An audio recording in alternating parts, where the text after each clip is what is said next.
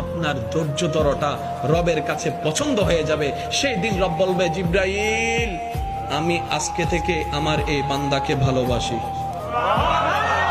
আর একটু জোরে, আমি আল্লাহ আজকে থেকে আমার অমুক এই বান্দাকে ভালোবাসি।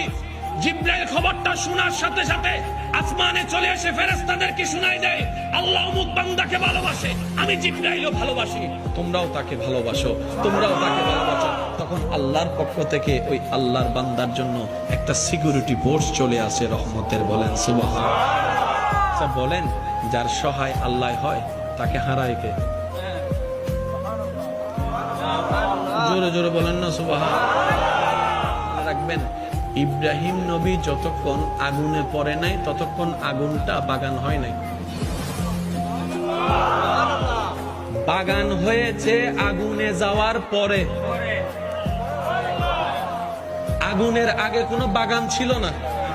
তা আমরা জগৎ দেখছি যেটা অগ্নিকাণ্ড, অগ্নি জ্বালাই ফেলবে, আশেকরা সেখানে দেখছে আমার আল্লাহ যদি খুশি থাকে ওই আগুনটাই আমার জন্য রহমতের হয়ে যাবে।